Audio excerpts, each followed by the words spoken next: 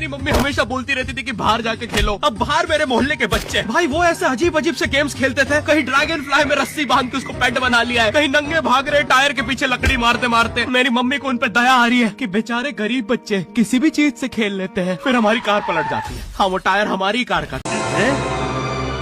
और मुझे एक बात बताओ, चक्के से खेलने पे वो गरीब कैसे कंसिडर हो रहे हैं? क्या पता उनने कार खरीद के चक्का निकाला हो, क्या पता लैम्बोर्गिनी के चक्के से खेल रहे हो। नहीं, तुम्हें कैसे पता चल रहा है वो गरीब है या अमीर? और एक चक्के से इतनी सारी एक्टिविटी करेंगे ये लोग। कभी चक्के में रस्सी बांध के झूला बना दिया, कभी झूले से फिका के खुद को लूला बना दिया, कभी लूले पे झूला बांधकर हुला हू बना दिया।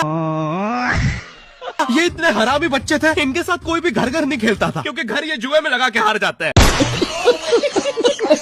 ये वो बच्चे जिन्हें तुम रिमोट कंट्रोल कार भी दोगे तो उसकी मोटर निकाल के पंखा बनाएंगे। एक बार इन्होंने रिमोट कंट्रोल रिमोट बनाया था। तुम अगर इस रिमोट पे बटन दबाओगे तो इस रिमोट पे बटन दबेगी, बस।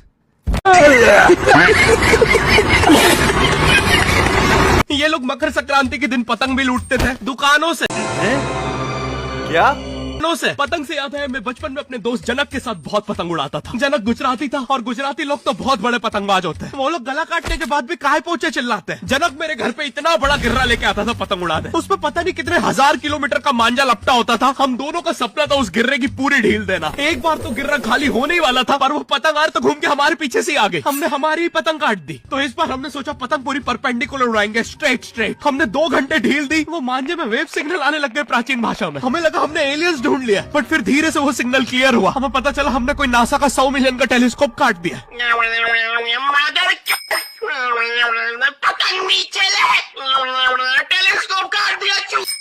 नासा का टेलीस्कोप जैसे ही नीचे गिरा, बच्चों से पहले विसरो ने लूट लिया। बहुत वियर्ड था, इतने सारे बुड्ढे छत कूद के भाग रहे थे। एक तो जनक के मांझे में इतनी सारी गठाने होती थी, वो मांझा इतना भारी हो जाता था, हम चौथे माले से पतंग उड़ा रहे, वो दूसरे माले पे उड़ रही है। बचपन में बोला जाता है किसी भी स्ट्रेंजर से बात नहीं करते, तो फिर मैं इशारे करता था। तो फिर दादी मेरे चरित्र पे सवाल उठाती थी। दादी से याद है पुराने जमाने में एंटरटेनमेंट के लिए कुछ होता नहीं था, तो लोग 7-7, 8-8 बच्चे पैदा कर लेते थे ताकि उन्हें जायदाद पे लड़ता देख मजे ले सके। मेरे पापा के 5 भाई और 4 बहनें हैं, टोटल 9 बच्चे। मेरी दादी ने जिंदगी के 9 साल बस बच्चे दिए। दादी ने 9 साल तक पेट में इतनी लातें खाई है, उनके अंदर से एब्स आ गए थे। मेरी दादी लिटरली अंदर से टूट चुकी थी। उनका इतनी बार ऑपरेशन हो रखा है, उनको डॉक्टर ने टाकों की जगह चेन लगा दी थी। क्या भाई आज के जमाने में तो इतने बच्चे कोई पैदा नहीं करता, उल्टा अबॉर्शन करवा लेते हैं। और यस, मैं अबॉर्शन बोलूंगा क्योंकि मुझे जेल नहीं जाना। एक तो इंडिया में भी अबॉर्शन करवाना लीगल है, लेकिन बच्चे का जेंडर जानना इलीगल है। मतलब तुम मार तो सकते हो, लेकिन किसे मार रहे हो ये पता नहीं कर सकते। तो देखो अब रिस्क कितना बढ़ गया है। क्या पता अंदर शेर बैठा हो या कोई बड़ा गैंगस्टर, क्योंकि तुम्हें तो पता नहीं है तुम किसकी सुपारी दे रहे हो। क्या पता वो अंदर बंदे लेके बैठा हो। बचपन में सबके मम्मी पापा डराते हैं, मस्ती मत करो वरना बोर्डिंग स्कूल भेज देंगे। और मुझे बोर्डिंग स्कूल से इसलिए डर नहीं लगता था कि मैं वहां जाके अपनी फैमिली से दूर हो जाऊंगा। मुझे बोर्डिंग स्कूल से इसलिए डर लगता था क्योंकि वहाँ पे वो बड़े दांतों वाला ईशान अवस्थी होता है। मैंने पहली बार जब तारे जमीन का ट्रेलर देखा था तो उसमें वो पागल बच्चे ने आतंक मचा रखा था। फिर मैंने मूवी का नाम पढ़ा, तारे जमीन पे। मुझे लगा